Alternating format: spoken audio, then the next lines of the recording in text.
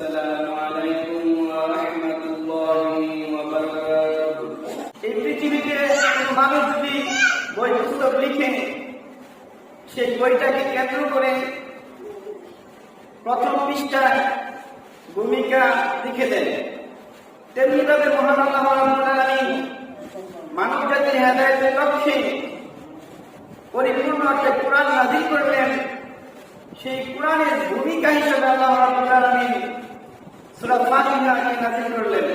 এই সূরার একটি নাম হচ্ছে উম্মুল কুরআন, মানে কোরআনের মা অথবা কোরআনের মূল। সমস্ত কোরআনে আল্লাহ রাব্বুল আলামিন তার বান্দা বান্দির জন্য যা রেখেছেন, এই সূরা ফাতিহার মধ্যে আল্লাহ রাব্বুল আলামিন সমস্ত কোরআনের বিস্তারিত ব্যাখ্যা এই সূরা ফাতিহার মধ্যে আছে। এই সূরার আরেকটি নাম হচ্ছে সূরাতুর রুকিয়া। এই সূরা দ্বারা জাসুক করা যায়, কিন্তু আমরা রাসূল সাল্লাল্লাহু আলাইহি ওয়াসাল্লামের ওই আদর্শ মধ্যে আমরা জাসুক না করে আমরা কি করি? আমরা শিরকি পন্থায়, আমরা দাবিদের মাধ্যমে, বালার মাধ্যমে, কাইফের মাধ্যমে, এইভাবে বিভিন্ন শিরকির মাধ্যমে আমরা জাসুক করি, যা রাসূল সাল্লাল্লাহু আলাইহি ওয়াসাল্লাম বলেছেন এগুলো শিরক। আবু সাঈদ খুদরী রাদিয়াল্লাহু তাআলা থেকে বর্ণিত, তিনি বলেন, আমাদের সাহাবীদের একটা দল আমরা অভিযানে বের হলাম। অনেক দূর যাওয়ার পরে এক গোত্রের প্রধান, যাকে সাপে দংশন করেছে অথবা বিচ্ছা দংশন করেছে, তারা অনেক চিকিৎসা করল, কিন্তু তারা গোত্রের প্রধান কোনো আলোচনা করলেন না। ওই এক এলাকায় যখন সাহাবীদের দল অবস্থান করলেন, একজন লোক এসে বলল, ও পথিক, তোমাদের মধ্যে কি এমন কোন লোক আছে আমাদের গোত্রের প্রধানকে যা চুপ করে তাকে সুস্থ করে দিবা? এমন সময় একজন সাহাবী বলেন, হ্যাঁ দিব, তবে আমি যদি সুস্থ করতে পারি তাহলে উপহার হিসাবে আমাকে দিয়ে দিবা। হাদিস শরীফের মধ্যে আসছে 30টি দুম্বা দিবে। তখন ওই সাহাবী বাড়িতে গেলেন। গোত্রের প্রধান এতক্ষণ অচেতন ছিল, তার জ্ঞান ছিল না। যখন সাহাবী যার সূত্রে আরম্ভ করলেন, ওই গোত্রের প্রধান সুস্থ হয়ে দাঁড়িয়ে গেলেন। তারপরে 30টি দুম্বা তাকে হাদিয়া দিলেন। এই 30টি দুম্বা নিয়ে যখন সকল সাহাবীদের কাছে আসলো, ওই সাহাবীরা দুম্বা জবাই করে গোশত খাইল। একজন সাহাবী বলল, তুমি জানি এইভাবে দাঁড়ানো কইরা দুম্বা আনলা, এটা জায়েজ আছে কিনা? রাসূল সাল্লাল্লাহু আলাইহি ওয়াসাল্লামকে তো আমরা জিজ্ঞাসা করি নাই, চলো আমরা মদিনাতে যাই, নবীজিকে জিজ্ঞাসা করি সেটা জায়েজ আছে কিনা। সাহাবীরা চলে গেল রাসূল সাল্লাল্লাহু আলাইহি ওয়াসাল্লামের নিকটে, গিয়ে বলতেছে, ইয়া রাসূলুল্লাহ, ইয়া হাবিবাল্লাহ, এক গোত্রের প্রধানকে সাপে অথবা বিচ্ছার দংশন করেছে, কামড় দিয়েছে। আমাদের মধ্য থেকে একজন ব্যক্তি জাসুক করে 30টা দুম্বা সেটাকে জায়েজ আছে কিনা? রাসূল সাল্লাল্লাহু আলাইহি ওয়াসাল্লাম বলেন, সাহাবী, কোন সূরার মাধ্যমে তুমি জাসুক করছো? ওই সাহাবী বলেন, ইয়া রাসূলুল্লাহ, আমি সূরা ফাতিহা পড়ে আমি জাসুক করছি, সাথে সাথে ওই লোক সুস্থ হয়ে দাঁড়িয়ে যায়। রাসূলুল্লাহ সাল্লাল্লাহু আলাইহি ওয়াসাল্লাম বলেন, তুমি যে দুম্বা আনছো এটাও জায়েজ আছে, যদি অবশিষ্ট কিছু থাকে আমাকেও দাও, যাতে আমিও খেতে পারি। রাসূল সাল্লাল্লাহু আলাইহি ওয়াসাল্লাম বুঝাইলেন যে এটা অবশ্যই জায়েজ আছে। তুমি তো অন্য কোনো মন্ত্রতন্ত্র দ্বারা জাসুক করো নাই, কোরআন দিয়ে তুমি জাসুক করছো, এটাই সহি পদ্ধতি জাসুক করা। অতএব যদি অবশিষ্ট কোনো দুম্বা থাকে আমাকে দাও। তাহলে এই সূরাটার নাম হচ্ছে সূরাতুর রুকিয়া। আবার রাসূল সাল্লাল্লাহু আলাইহি ওয়াসাল্লাম বলেন, এই সূরাটা হচ্ছে সূরাতুল শিফা, মানে সকল রোগের জন্য এই সূরাটা হচ্ছে শিফা। মহান আল্লাহ রাব্বুল আলামিন বলেন, ওয়া নুনাজ্জিলু মিনাল কুরআনি মা হুয়া শিফাa'un ওয়া রাহমাতুল লিল মুমিনিন ওয়া লা ইয়াজিদুজ যালিমিনা ইল্লা এই কোরআনকে আমি মুমিনের জন্য শেফা হিসেবে দান করেছি, এই কোরআনকে আমি মুমিনের জন্য আরোগ্য হিসেবে দান করেছি। তবে যারা জানেন, যারা অপরাধী, তাদের জন্য আমি ক্ষতিকর হিসেবে দান করেছি। এই কোরআন মুসলমানের জন্য, ইমানদারের জন্য আল্লাহ রাব্বুল আলামিন শিফা রাখিয়েছেন। এই কোরআনের মাধ্যমে আল্লাহ রাব্বুল আলামিন মানুষকে হেদায়েত দান করেন। এই সূরা ফাতিহা এত বড় গুরুত্ব, এত বড় ফজিলত। আজ আবু হুরায়রা রাদিয়াল্লাহু আনহু قال رسول الله صلى الله عليه وسلم لا صلاة لمن لم يقرأ بفاتحة الكتاب। আবু হুরায়রা রাদিয়াল্লাহু আনহু থেকে বর্ণিত, রাসূলুল্লাহ সাল্লাল্লাহু আলাইহি ওয়াসাল্লাম বলেন, যে ব্যক্তি নামাজের মধ্যে সূরা ফাতিহা পড়ে না তার নামাজ অসম্পূর্ণ। প্রত্যেক নামাজের প্রতি রাকাতে সূরা ফাতিহা অবশ্যই পড়তে হবে, এটা বাধ্যতামূলক, এটা কম্পালসরি করে দিয়েছেন রাসূলুল্লাহ সাল্লাল্লাহু আলাইহি ওয়াসাল্লাম। সূরা ফাতিহা ব্যতীত কোনো নামাজ হয় না, অবশ্যই সূরা ফাতিহা পড়তে হবে। ইমামের সাথে পড়লেও পড়তে হবে, আপনি একা নামাজ পড়লেও পড়তে হবে। কিন্তু কিছু মাসলা মাসাইল, ভুল মাসলা মাসাইলের মাধ্যমে শতকরা 90 জন মানুষ সূরা ফাতিহা ইমামের পিছনে পড়ে না। এটা অবশ্যই পড়তে হবে, কারণ রাসূল সাল্লাল্লাহু আলাইহি ওয়াসাল্লাম বলেন, লা সালাতা লিমান লাম ইয়াকরা বিফাতিহাতিল কিতাব। সূরা ফাতিহা ব্যতীত কারো নামাজ হয় না। অতএব আপনার সঠিক মাসলা জেনেন, কোরআন হাদিস আমি পড়তে এসে আমল করেন, নয়তোবা এই সারা জীবন নামাজ পড়ছেন, ইমামের পিছনে আল্লাহু আকবার বলে নামাজ পড়ছেন, চুপ হয়ে রয়েছেন, সূরা ফাতিহা পড়ছেন না, কিন্তু আপনার নামাজ হয় নাই। রাসূল সাল্লাল্লাহু আলাইহি ওয়াসাল্লামের সহিহ হাদিস। কিছু মাসলা মাসাইল আছে, তারা বলে যে, আলেমরা বলে যে ইমাম সাহেব বললে মুক্তাদিরা পড়তে হয় না। এটা ভুল মাসালা। এই ইমাম সাহেব দুরূদ শরীফ পড়ে, তাশাহুদ পড়ে, তাহলে আপনি পড়েন কেন? আপনারা তো তখন বলেন না ইমাম সাহেব তাশাহুদ পড়ে, দুরূদ পড়ে আমি পড়বো না, ইমাম সাহেব রুকু তাসবিহ পড়ে আমি পড়বো না, ইমাম সাহেব সিজদা তাসবিহ পড়ে আমি পড়বো না, তখন পড়েন কেন? সূরা ফাতিহার সময় আপনি যুক্তি আনেন ইমাম সাহেব পড়ে আমি পড়তে হবে না, না অবশ্যই পড়তে হবে, নতুবা আপনার নামাজ হবে না। যখন ইমাম সাহেব যে নামাজগুলো শব্দ করে সূরা ফাতিহা করে, তখন আপনি মনোযোগ দিয়ে শুনবেন, তখন আপনার না পড়লেও হবে। আর যেই নামাজের রাকাতগুলো ইমাম সাহেব নিঃশব্দ করে, শব্দ ছাড়া করে, তখন আপনি অবশ্যই সূরা ফাতিহা পড়তে হবে।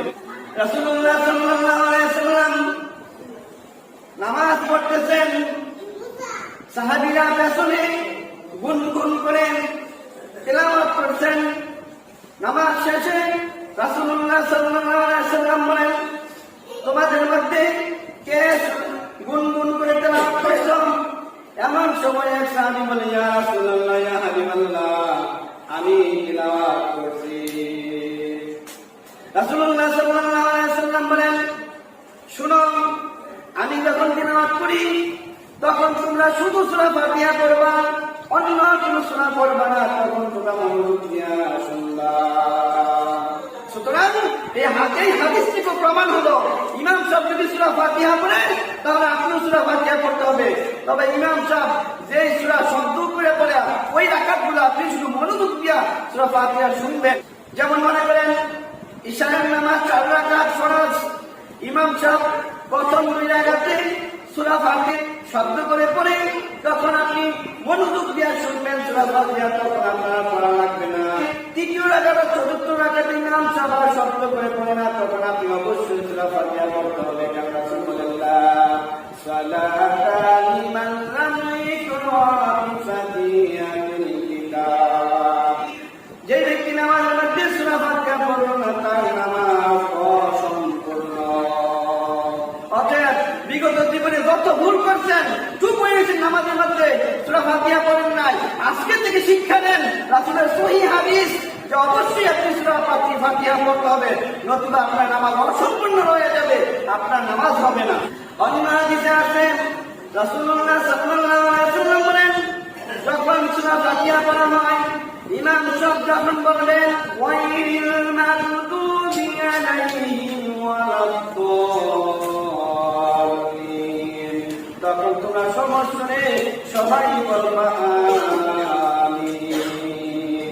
রাসূলুল্লাহ সাল্লাল্লাহু আলাইহি ওয়াসাল্লাম বলেন, এইভাবে ইমাম সাহেব যখন ওয়াইল মাগদুবি আলাইহিম ওয়ালাদ-দাল্লিন পড়ে আমিন শব্দ করে পড়ে, তোমরা যারা আছো তোমরাও যদি ইমাম সাহেবের সাথে শব্দ করে যদি আমিন বলো, তোমাদের আমিন বলার সাথে সাথে আকাশের ফেরেশতারা আমিন বলে, তোমাদের আমিন আর আকাশের ফেরেশতার আমিন যদি একসাথে হয়ে যায়, আল্লাহ রাব্বুল আলামিন তোমাদের জীবনের সমস্ত গুনাহ মাফ করে দেন। সুবহানাল্লাহ। আমরা তো নামাজ পড়তে আসি গুনাহ মাফের জন্য, কিন্তু আমরা এমন হইলাম যে ইমাম সাহেব আমিন বলে, মুসলিমরা কিছু মুসলিম আমিন বলে আমরা চুপ হয়ে থাকি।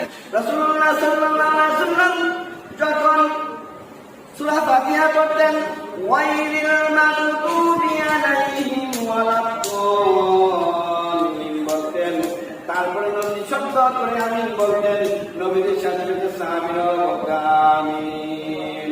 সাহাবীরা এত জোরে পড়তেন আমিন। ওই সময় খাজুরের গাছে মসজিদ ছিল, ওই রকম কাঁচা মসজিদ গুলো গুনগুন করে আওয়াজ হইতো আমিনের শব্দ, এমন ভাবে আওয়াজের শব্দ হইতো যে সাহাবীরা আমিন বলতো। আমিন একটি দোয়া, আমিন যেমন তেমন কথা না, আমিন একটি দোয়া। যেমন আমিন অর্থ কি, হে আল্লাহ আপনি কবুল করুন। আমরা সূরা ফাতিহার মধ্যে কি বলছি? উবাই ইবনে কাব রাদিয়াল্লাহু তাআলা মসজিদে নামাজ পড়তেছেন, এমন সময় রাসূল সাল্লাল্লাহু আলাইহি ওয়াসাল্লাম ওনাকে ডাক দিয়ে বলেন, ওবাইদ। এইভাবে নবীজি তাকে ডাক দিতেছেন, কোন সারা শব্দ নাই। কিছুক্ষণ পরে উবাই ইবনে কাব রাদিয়াল্লাহু তাআলা নবীজির কাছে এসে বলেন, ইয়া রাসূলুল্লাহ, ইয়া হাবিবাল্লাহ, আমি সালাম দিতেছিলাম, এই জন্য আপনার তাকে আমি সাড়া দিতে পাই নাই। নবীজি বলেন, ওবাইদ, তুমি কি জানো না আল্লাহ রাব্বুল আলামিন বলেন, যে সময় আল্লাহ এবং তার রাসূল কাউকে আহ্বান করে তোমরা সাথে সাথে তারা ডাকে সাড়া দিবা। উবাইদ রাদিয়াল্লাহু তাআলা বলেন, ইয়া রাসূলুল্লাহ, জীবনে আর কখনো এমন ভুল হবে না। রাসূলুল্লাহ সাল্লাল্লাহু আলাইহি ওয়াসাল্লাম বলেন, উবাইদ ইবনে কাব, আমি আজকে তোমাকে এমন একটি সূরা শিক্ষা দেব, যে সূরা আল্লাহ রাব্বুল আলামিন তাওরাত, জাবুর, ইনজিল এবং কি কোরআনের মধ্যে এমন ফজিলতপূর্ণ সূরা আল্লাহ নাযিল করেন নাই। রাসূলুল্লাহ সাল্লাল্লাহু আলাইহি ওয়াসাল্লাম বলেন, উবাইদ, তুমি মসজিদে বের হওয়ার আগে তোমাকে আমি এমন একটি সূরা শিক্ষা দেব, যে সূরা অন্য কোন কিতাবে আল্লাহ রাব্বুল আলামিন নাযিল করে নাই। কিছুক্ষণ পরে নবীজি মসজিদ থেকে বের হয়ে যাচ্ছেন, এমন সময় উবাইদ রাদিয়াল্লাহু তাআলা রাসূল সাল্লাল্লাহু আলাইহি ওয়াসাল্লামের হাতের মধ্যে ধরলেন আর বলেন, ইয়া রাসূলুল্লাহ, আপনি বলছিলেন মসজিদ থেকে বের হওয়ার আগে আমাকে এমন একটি সূরা শিক্ষা দিবে। তখন রাসূল সাল্লাল্লাহু আলাইহি ওয়াসাল্লাম বলেন, উবাইদ, ওই সূরাটা হলো সূরা ফাতিহা। আলহামদুলিল্লাহি রাব্বিল আলামিন। উবাইদ রে, এটা এমন একটি সূরা, যেই সূরা সম্পর্কে আল্লাহ রাব্বুল আলামিন বলেন, এই সূরাটা এমন একটি সূরা, এই সূরা 7টি আয়াত, এই 7টি আয়াতের মধ্যে আমি আল্লাহ রাব্বুল আলামিনের জন্য অর্ধেক ভাগ করে নিলাম, আর অর্ধেক ভাগ আমার বান্দার জন্য আমি রেখে দিলাম। এই 7টি আয়াতের মধ্যে 3.5টি আয়াত আল্লাহর বর্ণনা, আল্লাহর প্রশংসা, আল্লাহর মর্যাদা করা হয়, আর 3.5টি আয়াতের মধ্যে বান্দার চাওয়া পাওয়া সম্পর্কে আলোচনা করা হয়। বান্দা যখন বলে আলহামদুলিল্লাহি রাব্বিল আলামিন, আল্লাহ রাব্বুল আলামিন বলেন, আমার বান্দা আমার প্রশংসা করেছে। আর বান্দা যখন বলে আর রহমানির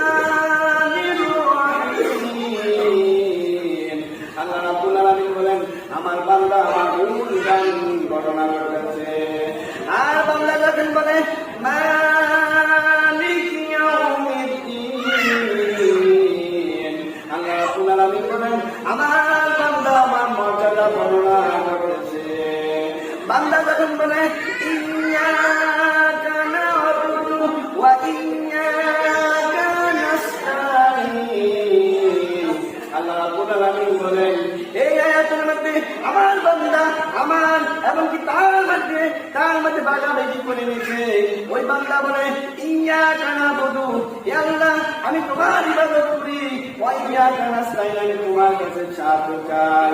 আল্লাহ রাব্বুল আলামিন বলেন, আমার বান্দা আমার কাছে যা চাইবে আমি আল্লাহ রাব্বুল আলামিন আমার বান্দাকে তাই দিয়া দেব। তারপরে বান্দা বলে ইহদিনাস সিরাতাল মুস্তাকিম, হে আল্লাহ আমাকে সমস্ত সঠিক পথে পরিচালনা করো। আল্লাহ রাব্বুল আলামিন বলেন, আমার বান্দাকে আমি সঠিক পথে পরিচালনা করি। ওয়াইলিল মাগদুবি আলাইহিম ওয়ালাদ-দাল্লিন, আমার বান্দা বলে, হে আল্লাহ বিপদগ্রস্ত যারা হয়ে গেছে তাদের সাথে, এবং কি যারা ধ্বংস হয়ে গেছে তাদের পথে পরিচালিত করিও না। আল্লাহ রাব্বুল আলামিন বলেন, আমার বান্দা যা চাইলো আমি আল্লাহ রাব্বুল আলামিন তাই দিয়ে দিলাম। এই জন্য বলতে হয় আমিন।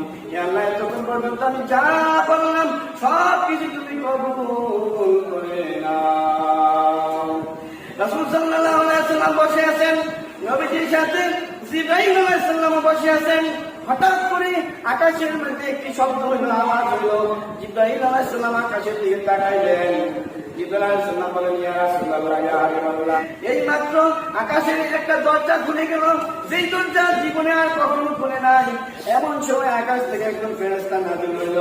রাসূল সাল্লাল্লাহু আলাইহি ওয়াসাল্লামের কাছে এসে বলে, ইয়া রাসূলুল্লাহ, ইয়া হাবিবাল্লাহ, আল্লাহ রাব্বুল আলামিন আপনাকে দুইটা নূর দান করেছেন। এক নম্বর নূর হইল সূরাতুল ফাতিহা, দুই নম্বর নূর হইল সূরা বাকারার শেষ দুটি আয়াত। এই আয়াতগুলা, এই সূরাগুলো এতই গুরুত্বপূর্ণ। আল্লাহ রাব্বুল আলামিন এই পৃথিবীতে যত কিতাব নাযিল করেছেন, কোন কিতাবের মধ্যে এমন মর্যাদাপূর্ণ আয়াত এবং সূরা আল্লাহ নাযিল করেন নাই। অতএব এই সূরাটি অতি ফজিলতপূর্ণ। রাসূল সাল্লাল্লাহু আলাইহি ওয়াসাল্লাম নামাজের মধ্যে আমিন দিয়ে বলতেন, সাহাবীরা বলতেন।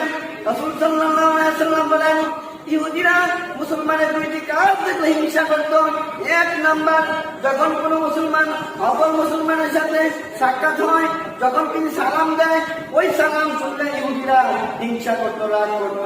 দুই নম্বর কারণ, কোন মুসলমান ওয়াইল মাগদুবি আলাইহিম ওয়ালাদ-দাল্লিন বলার পরে আমিন বললে ইহুদিরা হিংসা করত, রাগ করত। ইহুদিরা সালাম পছন্দ করতো না, ইহুদিরা আমিন জুড়ে বলো এইটা পছন্দ করতো না। আজ আমাদের মুসলমান নামদারির মধ্যে আমিন শব্দ শুনলে তাদের গায়ের মধ্যে আগুন চলে। এমন কিছু মসজিদ আছে যে ইমাম সাহেব ঘোষণা করে দিত, কেউ যদি আমিন শব্দ করে বলে তাকে ঘর থেকে বের করে দাও। তাই রাসূল সাল্লাল্লাহু আলাইহি ওয়াসাল্লাম বলেন, আমিন শব্দ শুনলে ইহুদিদের গায়ে আগুন জ্বলে, আমিন শব্দ শুনলে শয়তানের গায়ে আগুন জ্বলে। কিন্তু আমরা মুসলমান দাবি করি আমাদের গায়ে আগুন জ্বলে আমিন শব্দ শুনলে। কত বড় নাফরমান বান্দা, কত বড় জাহিল আমরা! আমরা আমিন শব্দ সম্পর্কে আমরা অবগত নাই, রাসূলের হাদিস সম্পর্কে আমরা অবগত নাই। অতএব প্রত্যেক নামাজের মধ্যে সূরা ফাতিহা অবশ্যই পড়তে হবে। হুজুরে শোনায়া বললে আপনি মন শুনবেন, আর যেই সূরাগুলা, যেই রাকাতগুলা হুজুরে নিঃশব্দভাবে পড়ে, তখন আপনি সূরা ফাতিহা অবশ্যই পড়তে হবে। চুপ থাকা, নীরবতার মধ্যে কোনো নামাজের মধ্যে নীরবতা নাই। যদি না যখন হুজুরে পড়ার কারণে যদি আপনি পড়ার দরকার না লাগতো, তাহলে আপনি তাশাহুদ পড়ার দরকার ছিল না, দুরূদ শরীফ পড়ার দরকার ছিল না, রুকু তাসবিহ পড়ার দরকার ছিল না, এবং সিজদা তাসবিহ পড়ার দরকার ছিল না। এইগুলা পড়া কি সুন্নাত, আর সূরা ফাতিহা পড়া কি ওয়াজিব? অবশ্যই পড়তে হবে। তাহলে আপনি ওয়াজিব ছেড়ে দিলেন, ও সুন্নাতগুলা পড়তেছেন। এই যুক্তি দিয়ে ইসলাম চলবে না, ইসলাম চলবে দলিল দিয়া। মহান আল্লাহ রাব্বুল আলামিন বলেন, ওয়ামা আতাকুমুর রাসূলু ফাখুযুহু ওয়ামা নাহাকুম আনহু ফান্তাহু।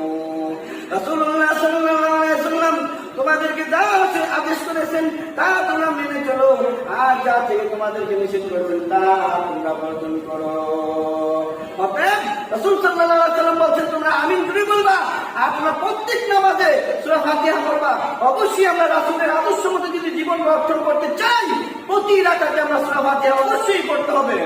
আল্লাহ রাব্বুল আলামিন বলেন, ইত্তাবিউ মা উনজিলা ইলাইকুম মির রাব্বিকুম ওয়া লা তাত্তাবিউ মিন দুনিহি আউলিয়া কালিলাম মা তাযাক্কারুন। আল্লাহ রাব্বুল আলামিন বলেন, আমার পক্ষ থেকে রাসূল সাল্লাল্লাহু আলাইহি ওয়াসাল্লামের উপরে যা নাযিল করা হয়েছে সেটা অনুসরণ করো, অনুকরণ করো, সেই অনুযায়ী তুমি জীবন পরিচালনা করো।